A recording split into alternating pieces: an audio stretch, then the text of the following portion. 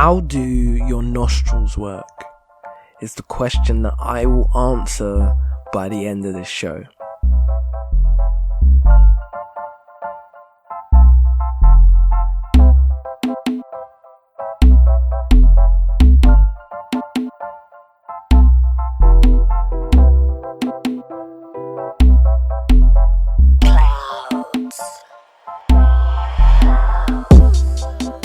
Hello and welcome to another episode of The More You Know Mondays. The more you know, the more you grow, and this week on the show I will be talking about Wilson Samuel Jackson. But before I get into that, you know what we have to do. We have to start the show with some positive vibes in the form of positive affirmations, and I do that every week in the form of a quote. If you're new here, welcome to the show.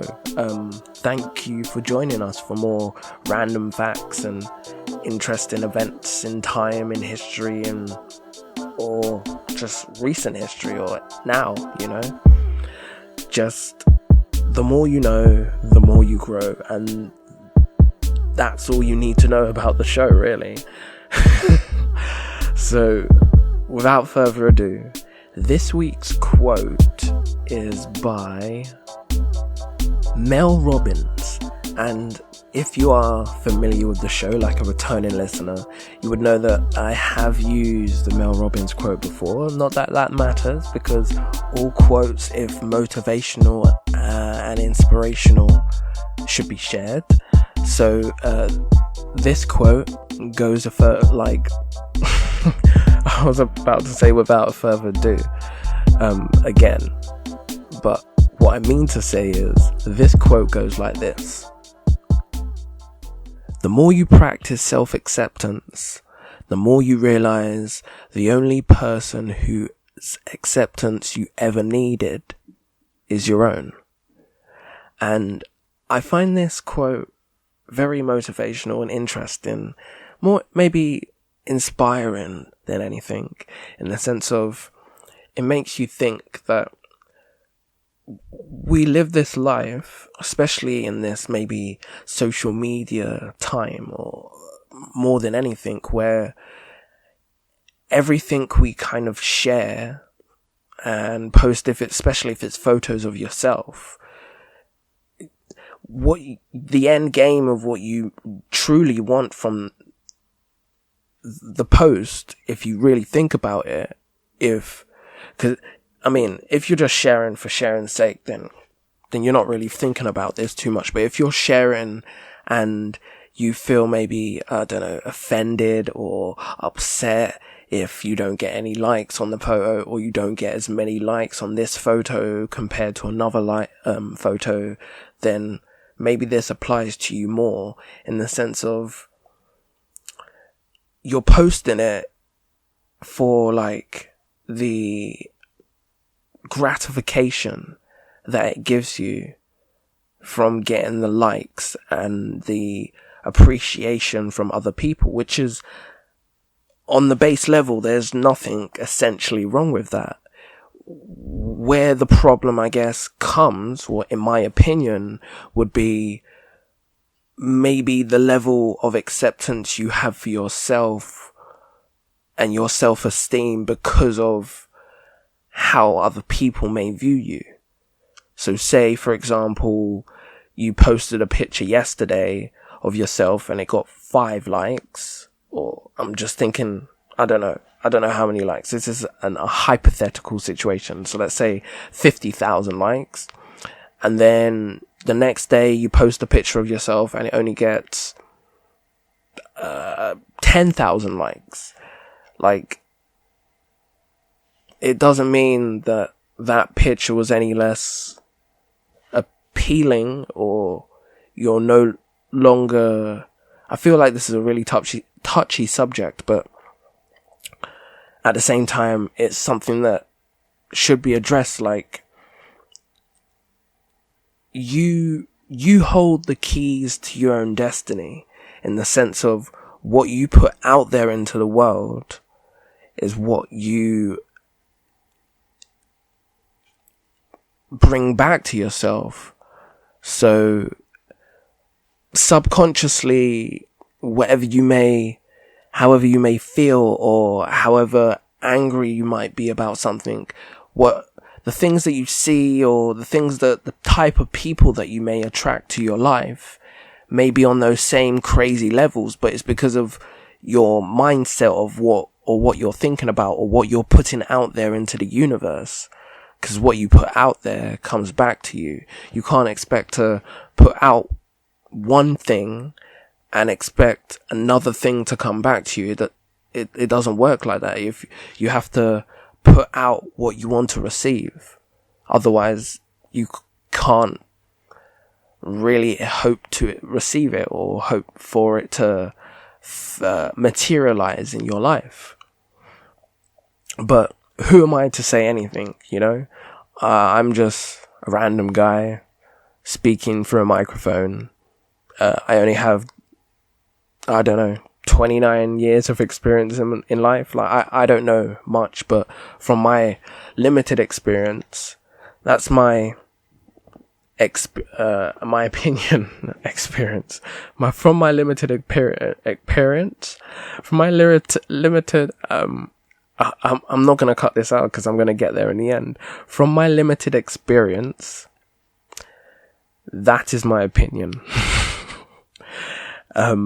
So if I had to sum up everything, I think the sum up of the whole quote of what you really need to take away from it is that don't always look to other people to accept you for who you are.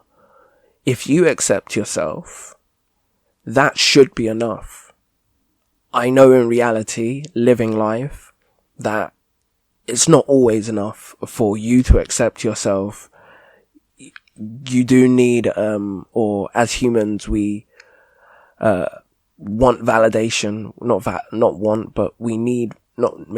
But it helps to have validation on things just so that we don't feel so alone. I know that personally, you know. You might go through something and it may feel like the whole world is against you and no one understands. But I guarantee in a world of, I think it's 7.6 billion people who live in the world, like, there has to be someone else out there that's gone through the same struggles that you've gone through and that can relate to what you're going through. So you're never as alone as you think you are. But yeah, trust yourself more. That's what I guess you should take away from this. But at the end of the day, my opinion means nothing. So take it or leave it. If you found any meaning or understanding from my rambles and my fumbles of words, I hope it helps motivate you throughout your day and in your life. And without further ado, we'll get into the show and talk about Wilson Samuel Jackson. So I was looking up interesting Black British heroes just for this episode and future episodes, and I stumbled upon this really interesting website which anyone that's interested should definitely check out. It's called blackhistorymonth.org.uk, and on the website, as well as having an array of information that you should definitely check out, there's like tabs for education, fostering and adoption, like there's jobs on there, they have opinions, interviews, like you name it, like Black History, the UK, they've got it. Another interesting like section that they have on here is a section called Great Black Britons, which is a source that I'm gonna be looking into for, like I said, future episodes.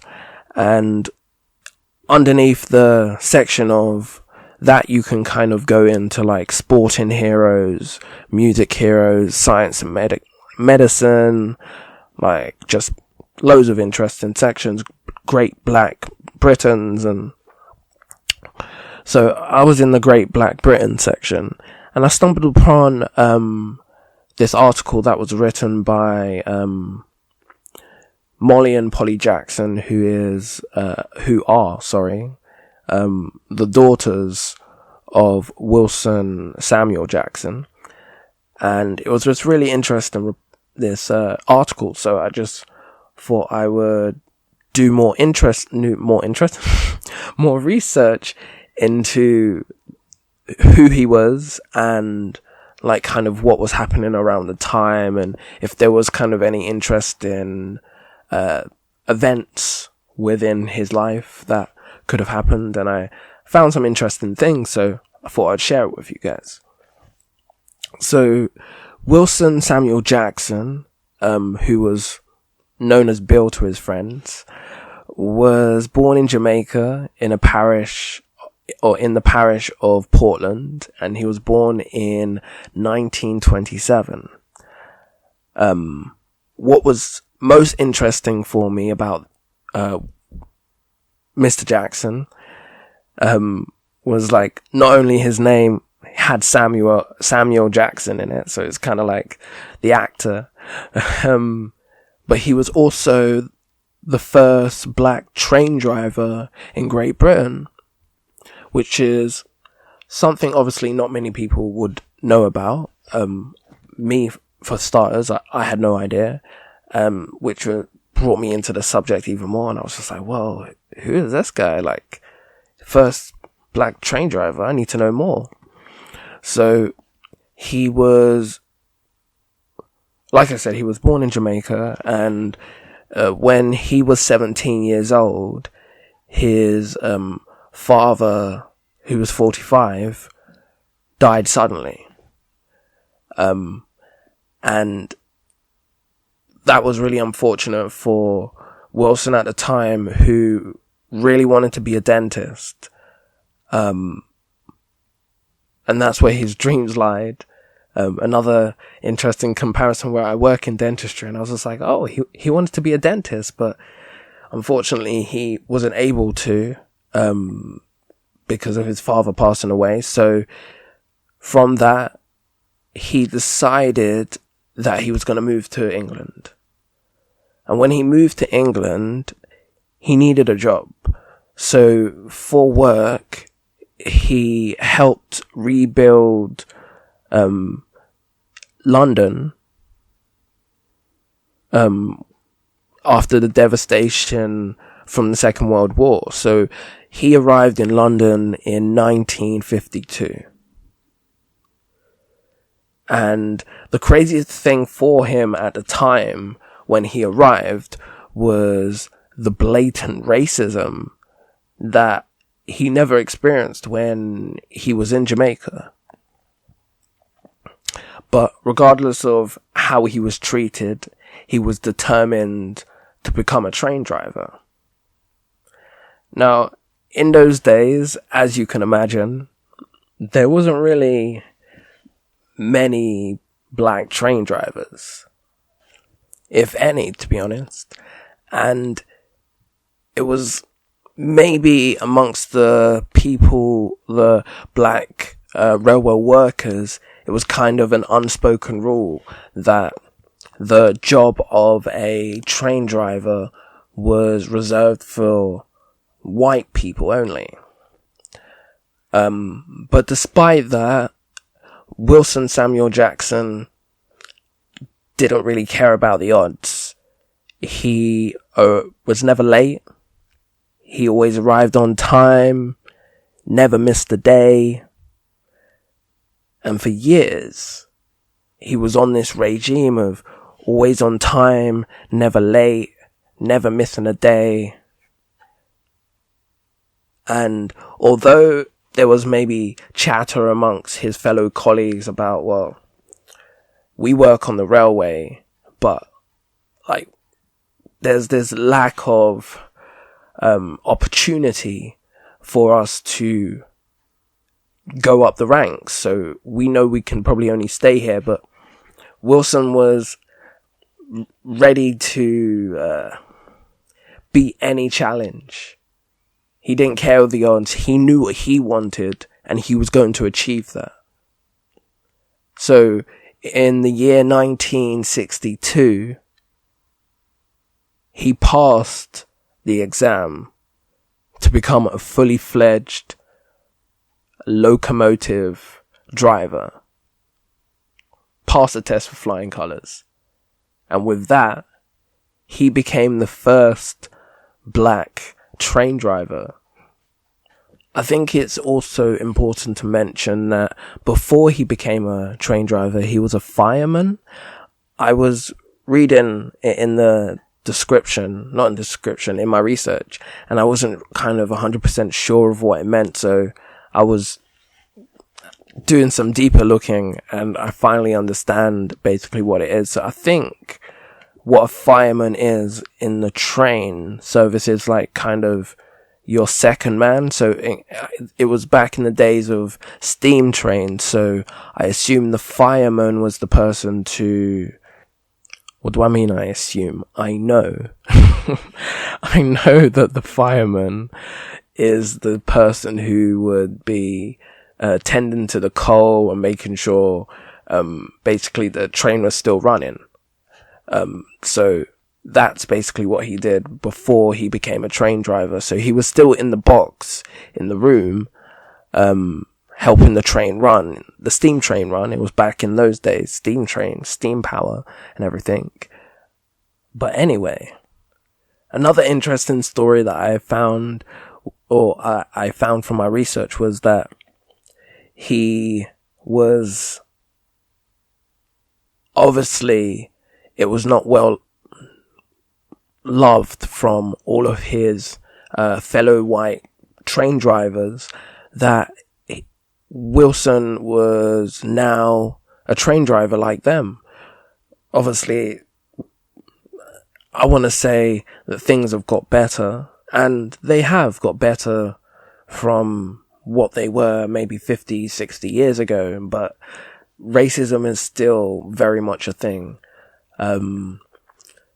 That being said, they, like I said, they were both, some were happy, some were not so happy, some were very surprised, but, you know, that's what we're here to do, surprise people.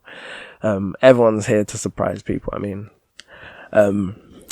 And the interesting story was that on Mr. Jackson's first day as a train driver, when he came in, he was congratulated by the white foreman that was on duty, who congratulated him on achieving this role as the train driver, and told him to, you know, get your train ready to go, get started to go out.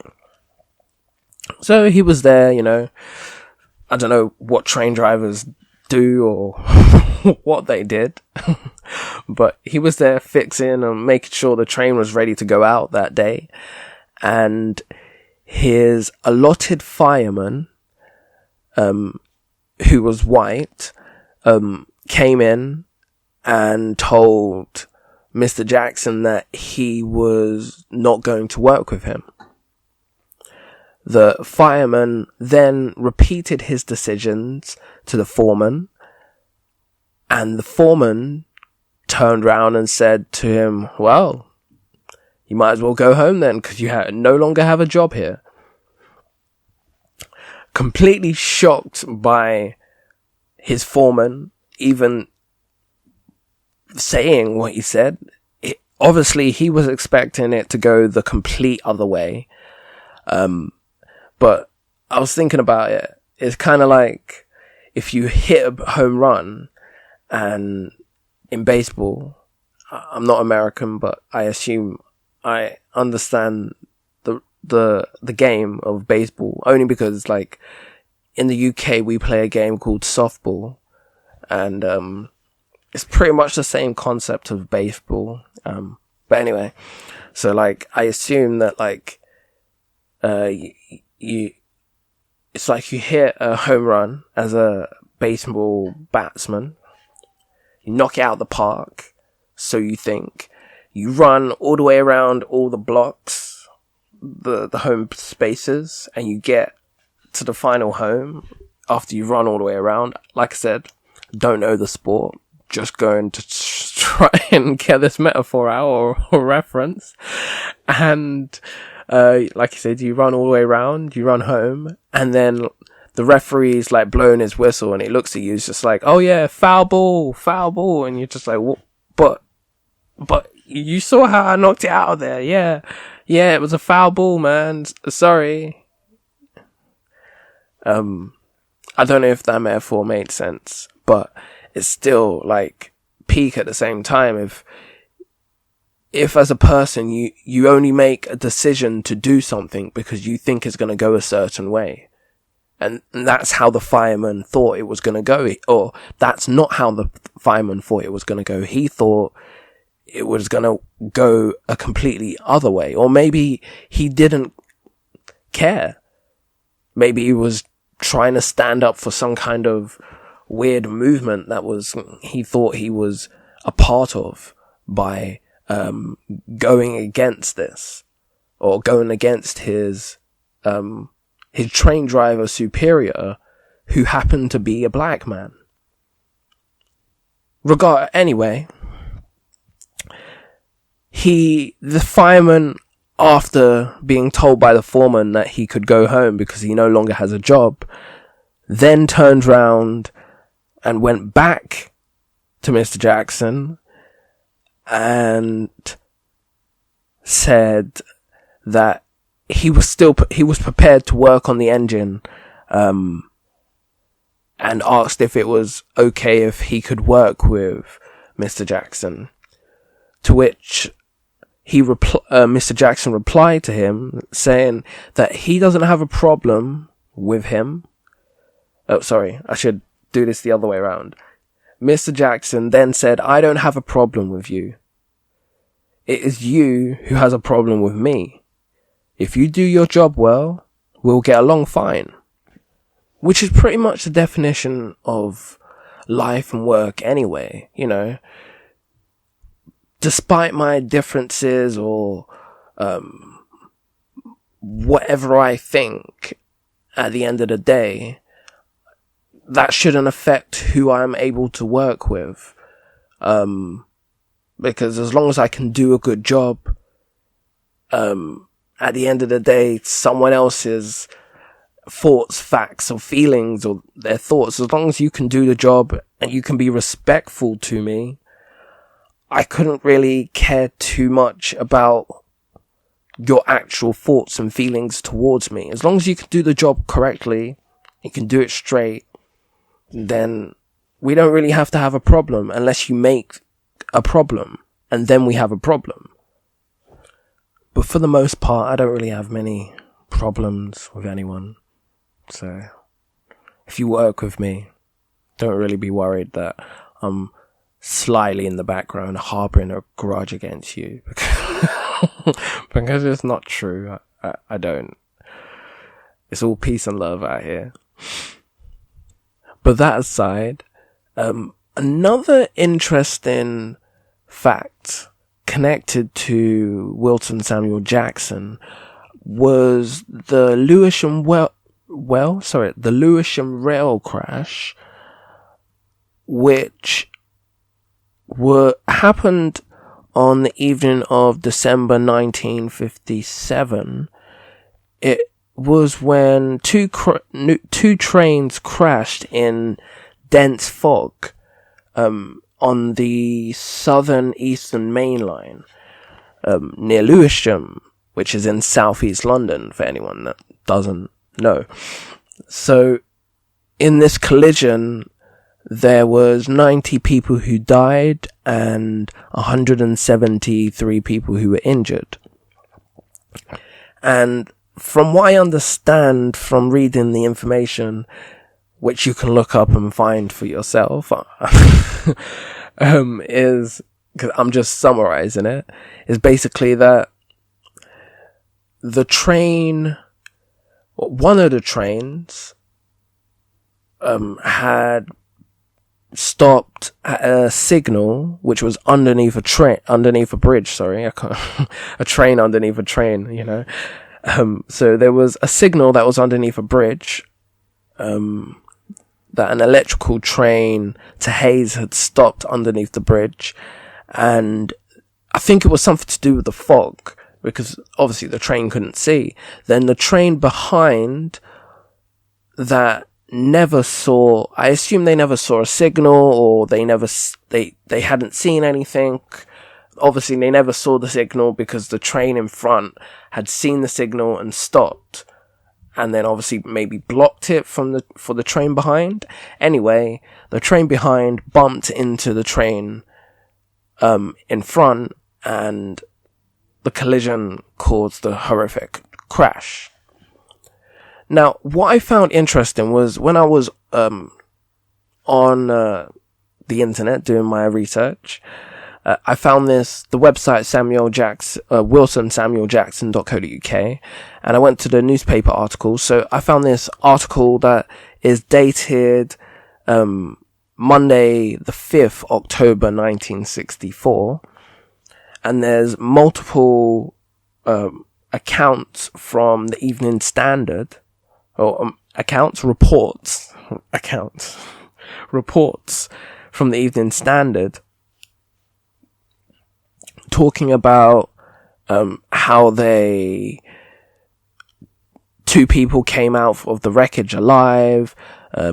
These are just the headlines that I'm reading. 2 trapped in the wreckage, freed by firemen. Trains cancelled. Apologies for rail hold up.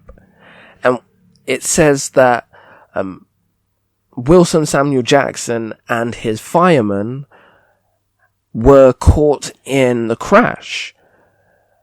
Now, it says that Mr. Jackson's leg was injured, and his second man, who was an 18-year-old man by the name of John Sygrove, was also injured, and they were both taken out of the train crash to hospital, and they both survived, which is fantastic. Around the time Wilson Samuel Jackson was 37 years old at the time of the crash. But yeah, I thought it was pretty interesting that not only did he make history by being the first black train driver, but he was also in the Lewisham rail crash and survived. Now, unfortunately, Wilson Samuel Jackson passed away on the 15th of September 2018 at the age of 91. And in acknowledgement of his achievements, there was a commemorative blue plaque that it was exhibited in the offices at King's Cross train station. Unfortunately, this went up a year before his death, so sadly he wasn't able to see it go up. But regardless of that, his legacy will always go on, especially now I know about it. It'd be an interesting fact that I know that I would tell more people about, and I have done in this show. So I really hope you've enjoyed learning more about Wilson Samuel Jackson, and you go out there and do more of your own research if you're interested in finding out more. But at the start of this show, I had a question that I posed for you, that I said that I would give you at the end of the show, and since we have reached there, I believe it's only time that I share the findings or the answers of how your nostrils work. Now, I guess maybe this could be this could be seen as a kind of a weird question, because obviously, you know, your nostrils work how your nostrils work. You breathe in air through your nostrils, and you also breathe out air through your nostrils. And most people would probably think that both nostrils work at the same time when you're breathing, which is kind of a conscious or subconscious process. Subconscious maybe, because it's something you don't really think about, it just happens. So when you're breathing in and out through your nose, this is a little known fact, but you actually, throughout the day, breathe through one nostril more than the other. And then every couple of hours, you change to using the other nostril. You change to using the other nostril. So for, I don't know, say from 9 o'clock in the morning till 10 o'clock, you might be using the left side more than the right side to breathe in. But then at 10 o'clock till 12 o'clock, you start using the right side more than the left side, and it just keeps alternating throughout the day. So this nasal cycle is dictated on the same automated nervous system that regulates your heart rate or your digestive system and other unconscious bodily functions. And that is the reason why when you get your nose blocked, like, do you ever notice that when you get your nose blocked that, like, sometimes it'll feel like one side is more blocked than the other? Well, that's the reason why. Because your nasal cycle is you breathing out of one side more than the other one for a certain amount for a certain amount of time, and then switching. So that's how your nostrils work, and that's why one of your nostrils always gets more blocked than the other one. And there you go. The more you know. Well, anyway, I hope you've enjoyed this show on Wilson Samuel Jackson, the first black train driver in Great Britain. And if you have enjoyed it, thank you for listening, getting all the way through and finding out more about these facts and stuff. And go out there and find out more about Wilson Samuel Jackson. And also, if you are interested in finding out more about Black British heroes and you didn't know where to go before, definitely check out blackhistorymonth.org.uk. I'm not getting sponsored by them. I just thought it was a really cool resource, and if you're interested, you might find it useful also. So yeah, check it out, find out more, and I will catch you all on the next show next week. And before I go, I hope you have a lovely week and enjoy your Monday if you listen to this on a Monday, and if not, enjoy whatever day you are on when you're listening to this. Thank you for listening, and goodbye.